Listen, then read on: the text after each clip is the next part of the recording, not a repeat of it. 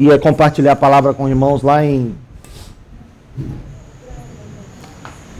no Rogério, em Auma, né? Em Auma. E aí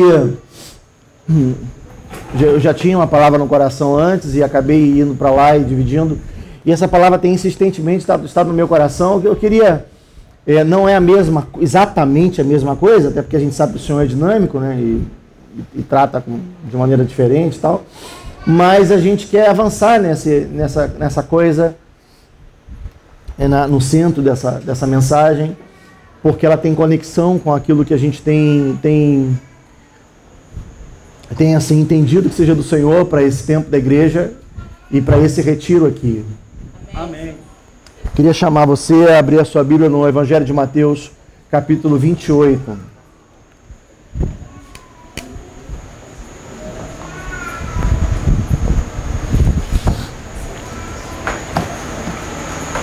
Versículo 16. Mateus 28, 16. Assim, ó.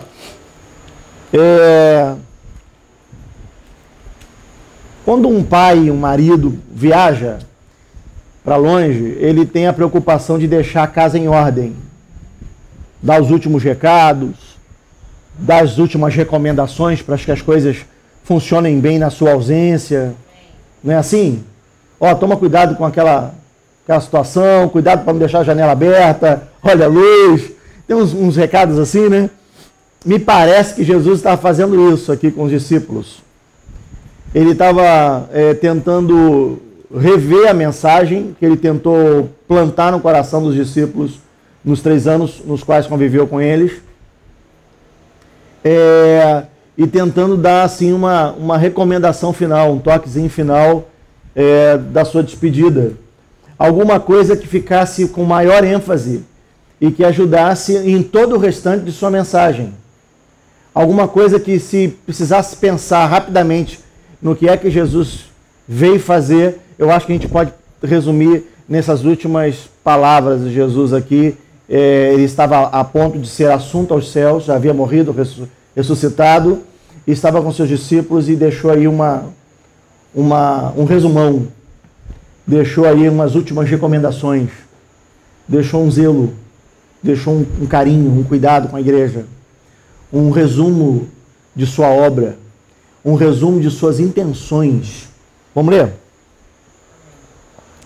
Os 11 discípulos foram para a Galileia e chegaram ao monte que Jesus tinha indicado.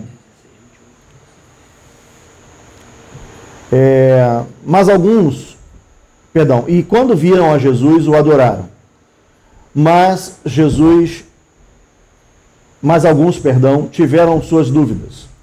Então Jesus chegou perto deles e disse: Deus me deu todo o poder no céu e na terra, portanto vão a todos os povos do mundo e façam com que sejam meus seguidores, batizando esses seguidores em nome do Pai, do Filho e do Espírito Santo e ensinando-os a obedecer a tudo o que tenho ordenado a vocês.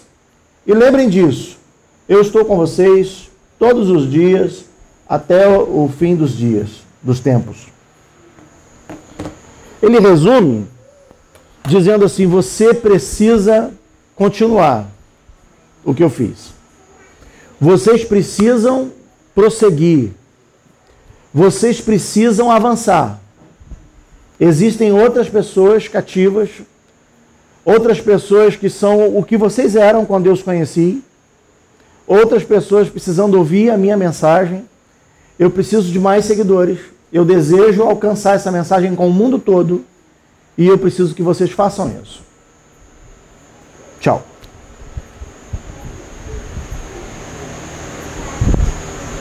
Bom, esse grupo que fica é chamado de um nome que já era um nome usual para alguns grupos de seguidores de mestres daquele tempo. A gente sabe que existiam, além de Jesus, outros mestres, outros rabinos, outras pessoas que aglutinavam seguidores. Essa coisa de fazer discípulos não foi uma coisa que Jesus inaugurou, não. Isso já acontecia antes dele. E haviam pessoas que se encontravam. Então, é esses grupos que de repente seguiam alguém.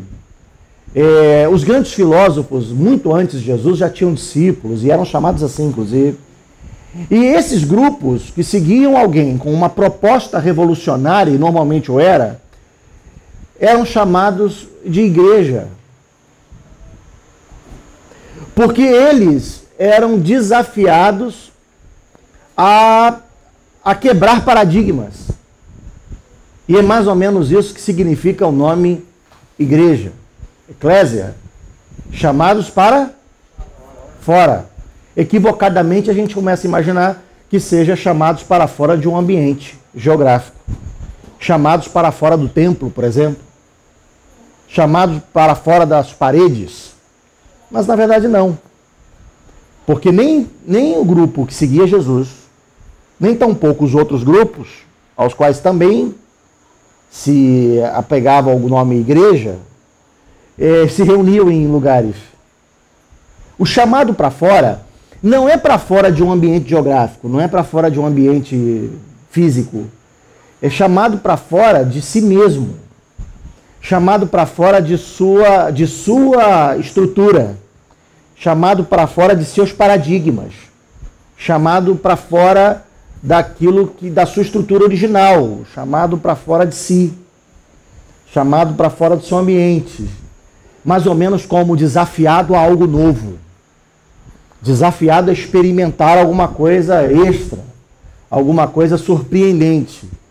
É isso que a igreja quer dizer e é isso que esses grupos caracterizavam.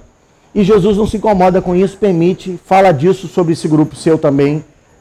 Assim será a minha igreja, essa minha igreja, que é diferente do que se vê como igreja, essa minha igreja, Jesus falava o tempo todo assim, e ele permite que a gente trate desse jeito, talvez porque querendo dizer que a sua igreja era também gente chamada para fora. Era também gente chamada para olhar para o outro. Era também gente chamada para ter um ponto de vista sempre para o outro. Para quem estava ao redor. Não para si mesmo. Não para sua própria realidade. Não para seu próprio contexto. Porque não foi isso que ele fez. Não há nenhuma identificação com Cristo na construção do eu. Do ego. Não há nada que seja parecido com Jesus em buscar alguma coisa para mim. Ainda que essa coisa seja muito santa, muito espiritual, muito relevante. Entenda que a mensagem e a proposta do Evangelho de Cristo é que absolutamente todas as coisas que são necessárias, relevantes, boas, vão atrás de quem está indo atrás do outro. E essas bênçãos perseguirão aos que crerem. Amém, não? Amém. Não é o que crê que persegue a bênção. E por que a bênção tem que perseguir o que crê? Porque o que crê está perseguindo outra coisa que não é a bênção. Amém. O que crê foi desafiado para fora. O que crê foi desafiado para olhar para o outro. O que crê já não olha para o seu próprio umbigo. O que crê já não chora suas próprias misérias, suas próprias mazelas. Ele já depositou sua vida na cruz, já aceitou ser seguidor de Jesus, e ele é igreja, ele é eclésia, ele é chamado para fora. Ele é desafiado a olhar a dor do vizinho, ele é desafiado a olhar a dor do amigo. Ele, tal qual Jesus, já renunciou a tudo. Lembra de Filipenses 2, versículo 5? Que diz, tende em vós o mesmo sentimento que houve também em Cristo Jesus, o qual... E aí ele vai descrevendo um monte de renúncias de Jesus. E esse texto de Filipenses 2, a partir de 5, é lindíssimo, maravilhoso. Mas o cerne do texto é o tal do tende em vós. Tenha em você o mesmo sentimento de Jesus, que renunciou tudo por causa do outro. E a gente tem algumas alguns níveis de buscar algo para si. A gente pode ser absolutamente físico, capitalista, humano da terra, carnal, e a gente também tem a espiritualidade do ego.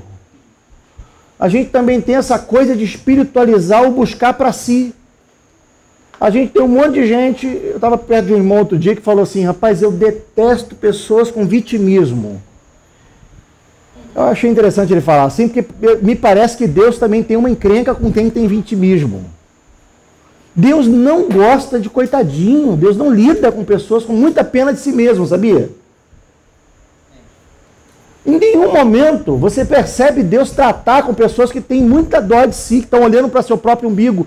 Deus tem um problema com esse troço. Porque quem é apegado a si, a seus próprios problemas, aos seus próprios dilemas, não avança com Deus. Amém. Não avança com Deus. Vão ficar de fora os covardes, vão ficar de fora, aí faz uma lista de um monte de gente e põe assim, ó, os tímidos vão ficar de fora. Eu tinha uma dificuldade de entender isso, porque timidez parece não ser nada de ruim. Por que o tímido, coitado do tímido, vai ficar de fora do reino de Deus? E tem uma série de outras questões que parece que são pessoas que cercadas de si mesmas, de seus próprios dilemas, de seus próprios problemas, de suas próprias necessidades, e essa pessoa ainda não encontrou a cruz e o chamamento do reino de Deus, ainda não foi chamado para fora de suas próprias lágrimas, de seu próprio sofrimento, não entendeu a história da igreja, não entendeu a proposta de ver o outro, seja por bom motivo, ou por péssimo motivo, ou por um motivo muito espiritual, olhar para si não é aquilo que Deus te chamou para fazer. Você está perdendo a sua vida. Quem olha para a tua vida e quem cuida dela é o Senhor. O Senhor te chamou para ser o fuxiqueiro de Deus, olhar para a vida do outro. Se existe um bom sentido na palavra, é esse. O Senhor nos chamou para ter a coragem e a capacidade de cumprir isso, esse texto que se convencionou chamar de ide de Jesus, ide por todo mundo e façam outros seguidores. Ide por todo mundo quebrando cadeias, quebrando grilhões, tirando pedras, quebrando correntes, desfazendo armações de Satanás. A gente passa por gente desgraçadamente sofrida todos os dias. Todos os dias. Centenas de pessoas pensando em se matar, centenas de pessoas pensando em acabar com o casamento, centenas de pessoas perdidas na vida, desesperadas, passam pela vida da gente todos os dias.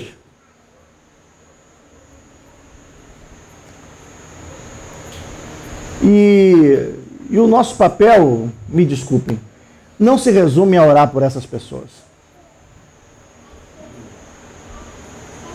Nosso papel não se resume a pedir que o Espírito Santo faça a obra na vida dessas pessoas. Nosso papel está em ter uma ação prática e cumprir a ordem de Jesus. Não é a ordem de um homem qualquer, não é a ordem de é a ordem de Jesus de fazer do mundo inteiro seguidores. Abra outro texto comigo, Evangelho de Marcos, capítulo 2, versículo 13.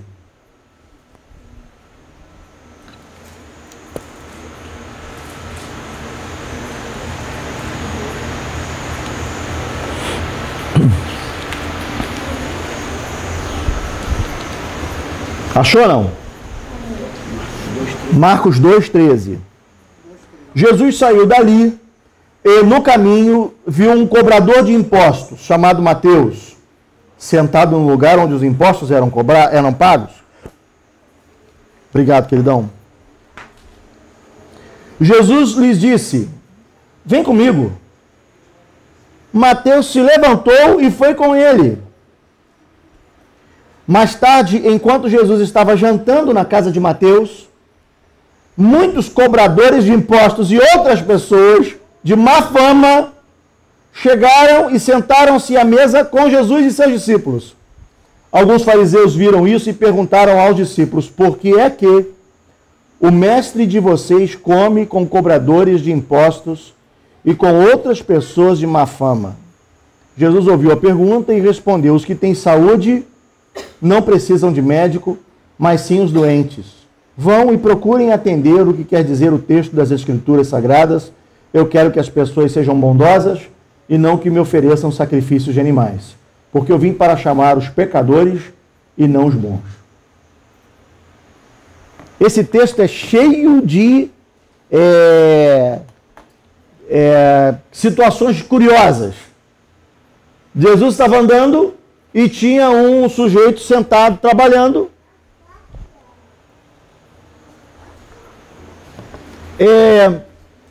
Cumprindo uma das piores tarefas daquele tempo. Ele era como se fosse... Eu ia falar, mas vai ficar gravado, é melhor. Mas ele tinha uma atividade profissional que envolvia desvio de dinheiro. Então ele era um desses sujeitos. Só que naquele tempo ainda havia um critério cultural diferente do nosso, porque parece que nós vivemos uma distorção de valores tão estranha que a pessoa que se dá bem nas suas articulações de roubo, ainda tem pessoas que gostam deles, ficam de boa fama, até que sejam presos, né?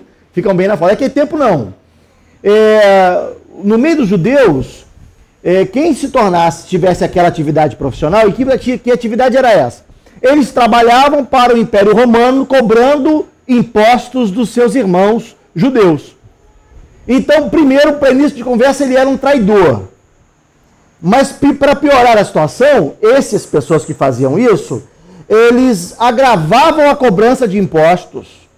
Eles pioravam o valor dos impostos na hora de cobrar. Então, eles eram injustos e impunham sofrimento ainda maior que os romanos. Para piorar a situação, era muito natural que esses sujeitos ficassem ricos, porque eles desviavam parte desse dinheiro. É por isso que eles aumentavam o valor. Porque o romano mandava cobrar 10, eles cobravam 20, ficava com 10, dava 10 pro romano.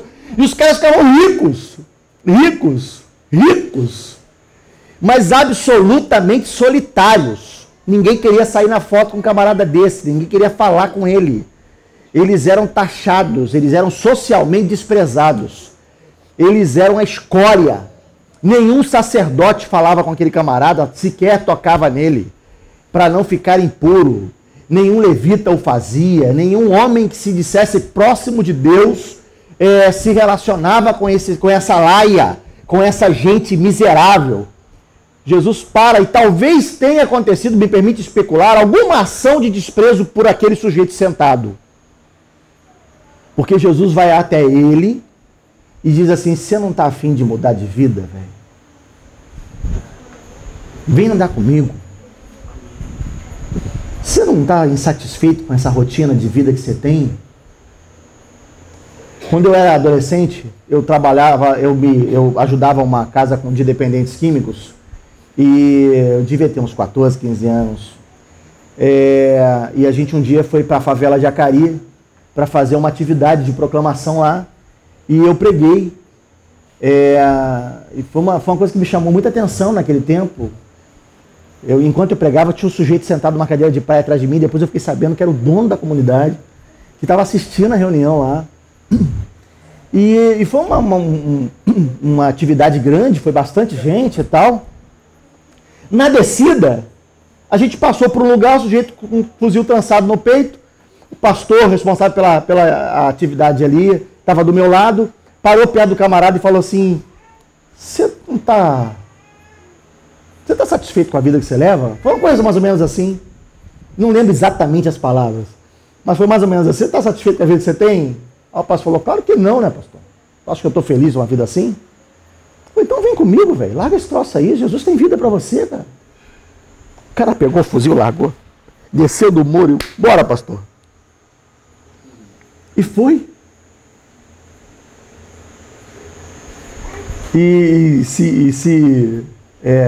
ficou lá na casa de recuperação, se tornou mais tarde, se entregou a Jesus e começou a trabalhar com outros dependentes químicos. E até o tempo que eu perdi contato com ele estava lá, fiel a Jesus. Eu vi esse sujeito largar a arma e sair da comunidade com o pastor e mudar de vida. Eu acho que foi uma cena mais ou menos desse jeito. Jesus parou perto do camarada e falou: você está satisfeito com o que você está vivendo? E não sei se houve uma troca de ideias entre eles, não relatada especificamente no Evangelho, mas o fato é que Jesus falou: você está a fim de me seguir? Levi, Mateus, seja como você quiser chamar, levantou e falou: eu vou, velho. Larga esse troço aqui e voa. E essa cena, ela é esdrúxula, porque o mestre se aproxima desse publicano, e era assim que era chamada a atividade profissional dele. E ele se aproxima de um publicano, trata com ele, pior do que isso, se associa a ele. Aí quer piorar a situação? Mais tarde, Jesus vai comer na casa dele. Judeu não come com qualquer um, porque para judeu comer é formar aliança. Comer com alguém é fazer uma aliança. Judeu senta para comer, partir o pão, comer. Para judeu é aliança. Você lembra quando Jesus estava com aqueles sujeitos no caminho de Emaús, que quando partiu o pão eles viram Jesus? Esse ato de partir pão para judeu, para se alimentar junto, é um ato de aliança. Aí Jesus vai na casa do publicano comer, e eu penso que isso chama atenção. Tu acha que está ruim? Ficou pior. Porque como ele era um sujeito de vida ruim, mal, que todo mundo desprezava, o convívio social dele era gente assim, porque o bom não andava com ele. Gente de vida correta não andava com ele. Só a laia de publicanos. O que esse sujeito faz? Pô, vamos lá em casa jantar à noite. E foi a galera de publicano lá sentar com Jesus. Os fariseus viraram do avesso, piraram a cabeça. Chamaram os discípulos e disseram: que tipo de mestre é esse que você tem? Que mestre louco é esse que senta para comer com publicano e pecador? Uma laia, pior gente que podia haver. Que tipo de gente é essa que o teu mestre senta? E eles faziam essa pergunta porque talvez dizendo assim: meu mestre só se senta entre os sacerdotes. Meu mestre só se senta com gente santa. Meu mestre só se associa a pessoas boas. E você segue um tipo de homem assim, que come com essa laia, que se senta à roda de escarnecedores? Eu citei o texto porque é um texto mal utilizado à beça. Sinceramente, eu não acredito que é isso que o texto quer dizer. Tem a conexão com esse tipo de coisa. Jesus ouve a pergunta, responde: você está entendendo o texto errado? Eu vim justamente para essa gente, porque aquele que pensa ser são, a tradução original deveria ser assim: aquele que pensa ser são não precisa de médicos, porque eu vim para aquele que tem consciência de sua doença, aquele que tem consciência de sua enfermidade, aquele que sabe o mal que habita dentro de si, aquele que tem luz sobre a sua miserabilidade, aquele que olha para dentro de si com franqueza, aquele que olha para dentro de si com verdade. É esse tipo de gente que precisa de mim, e para essa gente que eu vim. Agora, eu estou lendo esse texto todo, contando essa história toda, não é para dizer que sobre o drama de Jesus comer com pecador, gente. Eu estou falando essa história toda para pensar com você sobre o drama que é, porque fariseu não sabia nem direito com que se escandalizar. Eles se escandalizaram porque Jesus comia com pecador. Mas talvez o maior escândalo do texto seja o fato de que os pecadores se sentiam à vontade para comer com Jesus. O camarada era publicano e se sentia à vontade para sentar com ele, bater papo com Jesus, dialogar, tinha vontade da sua presença. A prostituta, a mesma coisa, o ladrão, a mesma coisa. Estranha essa santidade de Cristo que não desprezava, que não repelia, que não se desincompatibilizava do ser, da pessoa. Mas ao contrário disso, a santidade de Jesus era uma santidade atraente, Era uma santidade que aproximava, não chocava, conquistava. Era uma santidade que fazia o pecador ter vontade de estar perto dele. Estranhamente, a gente descobriu na nossa cultura evangélica brasileira uma santidade repelente, que diz que quanto melhor você é, nenhum pecador vai querer estar perto de você, porque luz e treva não combinam, irmão. É assim mesmo. Como é que pode ter comunhão? É mais ou menos assim. Porque se um fariseu fosse crente evangélico, ou não, desculpa, se o fariseu fosse um seguidor de Deus, assim, desses que não andam em denominação também, tá bom? Nos nossos dias. Ele não ia dizer teu mestre come com publicanos. Ele ia dizer, irmão, que comunhão tem luz e treva? Ele ia falar mais ou menos assim. Eu falei, irmão, como é que pode? Está perto. Enquanto a igreja fica querendo estar perto, só diz luz. A gente quer sentar à mesa entre nós. A gente quer partir o pão entre a gente. A gente quer dividir a palavra entre nós. Mas lá no teu trabalho, na tua faculdade, na rua que você anda, batendo um papo com o vizinho, você fala de futebol, você fala de pipoca, você fala de política, mete o pau no presidente, fala de um monte de coisa, mas não abre teu bocão para falar do reino de Deus. Não se permite exalar a santidade atraente, transformadora, mudança, que produz mudança na vida dos outros. Você não se permite ter o poder de Cristo no meio das trevas. A gente estranhamente tem uma santidade que faz a gente querer ter uma luz que brilha no meio da luz. Mas quando a gente está no meio da treva, a gente dá uma baixada no tom da luz. A gente dá uma disfarçada, dá uma amenizada no poder, diminui o brilho, né, para dar meio, a gente é meio agente secreto, não é para não ser visto. Acabou a reunião, acabou, vou cuidar da minha vida secular agora. Na reunião geral eu lembro da minha espiritualidade, na reunião da casa lá eu me lembro da minha espiritualidade. Agora não, agora eu estou no meu trabalho, agora eu estou aqui na faculdade, agora eu estou aqui na rua, e a gente esquece completamente.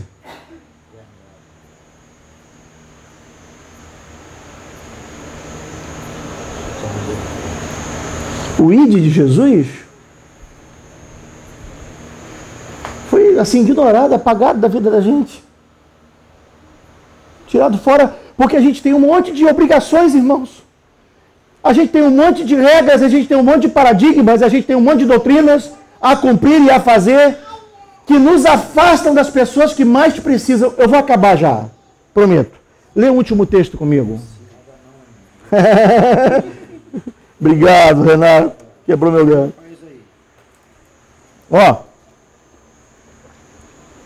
Lucas 10.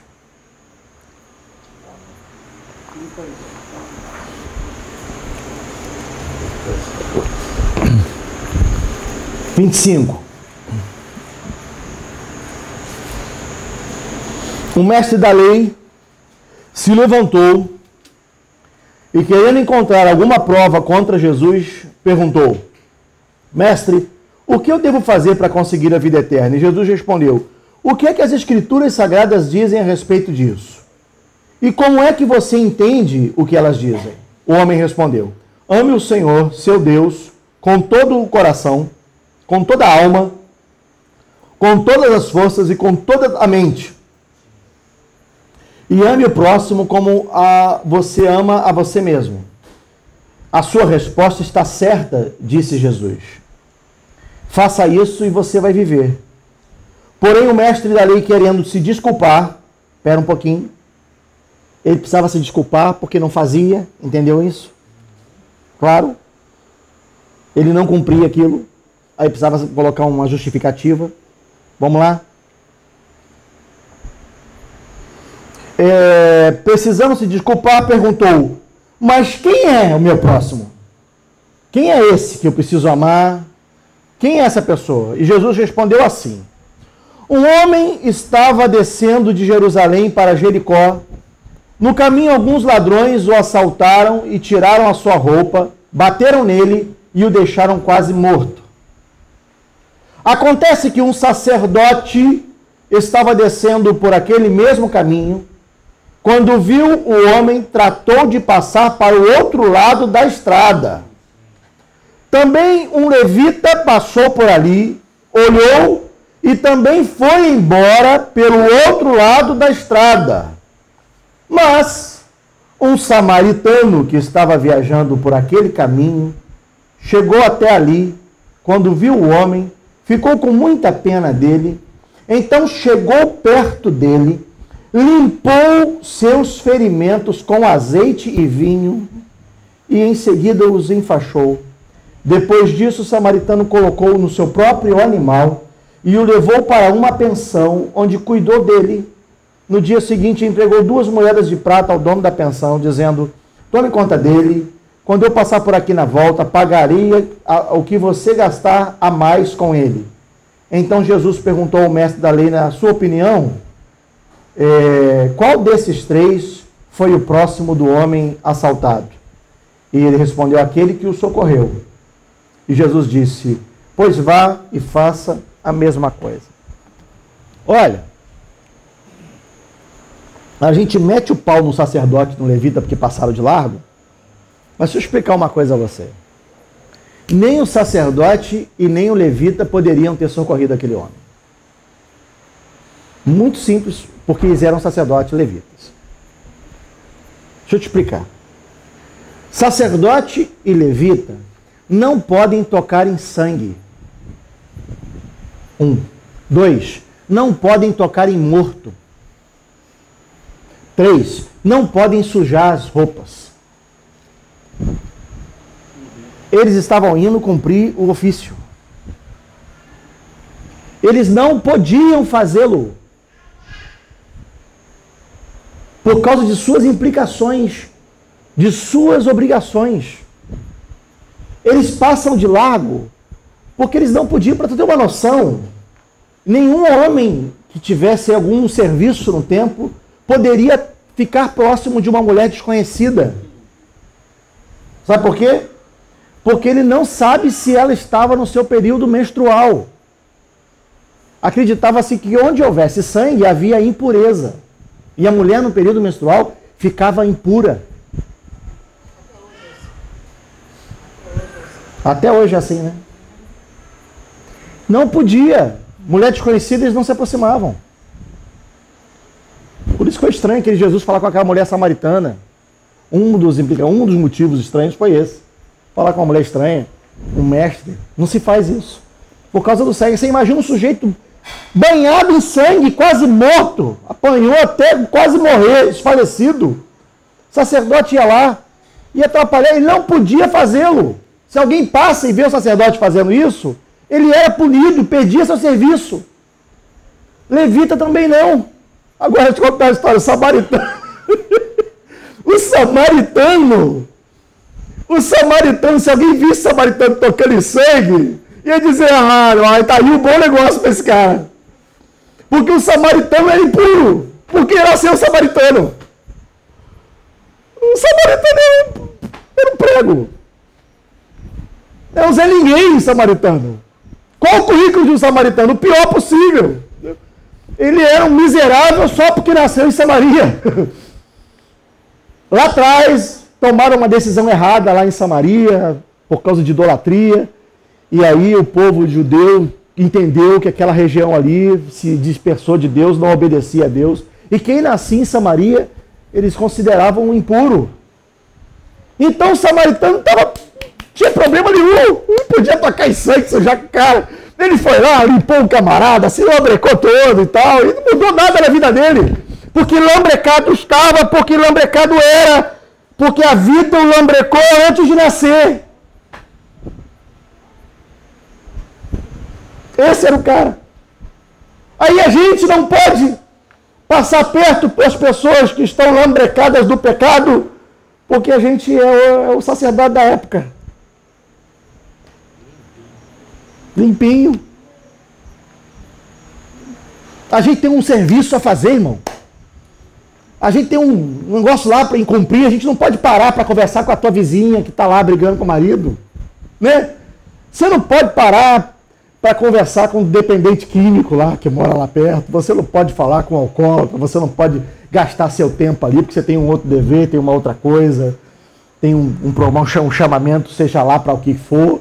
Nós criamos os nossos sacerdócios, os nossos ministérios levíticos e os nossos motivos eclesiásticos e nossas doutrinas, sejam elas quais foram, que nos afastam dos enlameados do pecado, de gente morrendo à beira da estrada da vida, gente padecendo perto da gente, e a gente tem a cara de pau de ignorar, tal qual o sacerdote levita. Porque é coisa de Deus, Deus é que tem que fazer, irmão, não sou eu. Mentira! Deus comissionou a igreja para fazer.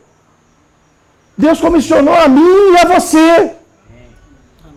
Obedecer a sua ordem e sujar a vida da gente com as misérias dos outros.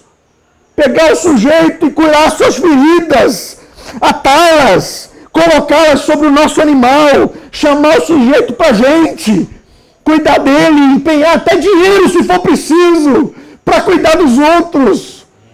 A gente precisa se reapaixonar por aquilo que Cristo é apaixonado. Ele é apaixonado por gente, padecendo. Perguntaram para Bonobox assim, sujeito roqueiro aí, se Jesus estivesse hoje, onde você acha que ele estaria? O Bonobox diz assim, com certeza não estaria entre religiosos. Talvez você o encontrasse em algum prostíbulo, em alguma boca de fumo. Certamente seria num lugar desse que ele estaria, porque era esses os lugares que ele gostava de frequentar. Mas nós não somos como Jesus, irmãos. A gente gosta de frequentar lugares melhores. A gente gosta de se cercar de gente melhor, para dizer que a gente é bom. A gente não gosta de se cercar com gente que precisa. A gente se cerca com gente que pode dar alguma coisa para a gente, não alguém que precisa da gente. Porque a gente aprendeu o evangelho que é chamado para dentro e não chamado para fora. A gente aprendeu a viver uma outra coisa que não tem nada a ver com a igreja. Que não tem nada a ver com o que ele chamou. A gente aprendeu a ter um sentimento que não tem nenhuma relação com o sentimento de Jesus. Como é que pode isso? Como é que a gente tem coragem de se chamar seguidor de Jesus, mas os sentimentos da gente não têm relação com os sentimentos que ele teve, ou que ele tem?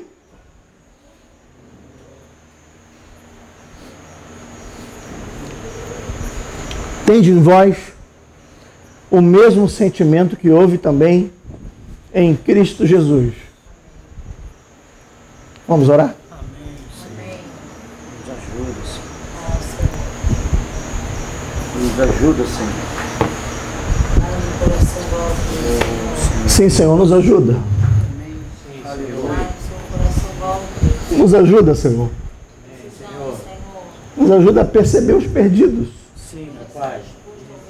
Nos ajuda a ouvir teu chamamento de novo. Nos ajuda a ouvir de novo tua voz.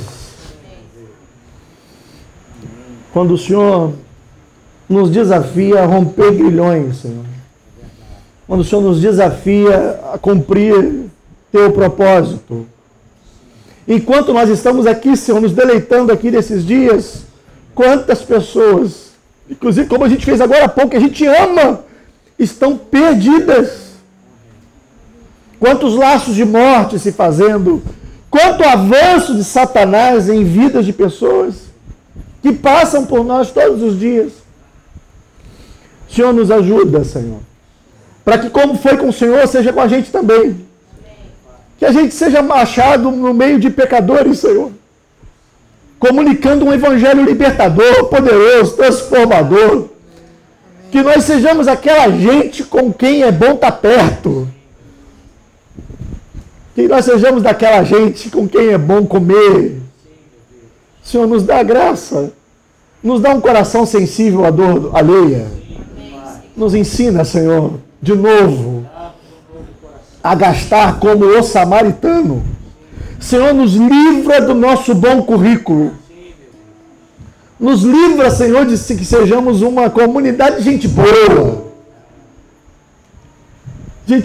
Senhor, nos dá graça, Senhor, para sermos uma igreja que entende o que é, uma igreja chamada para fora, Senhor.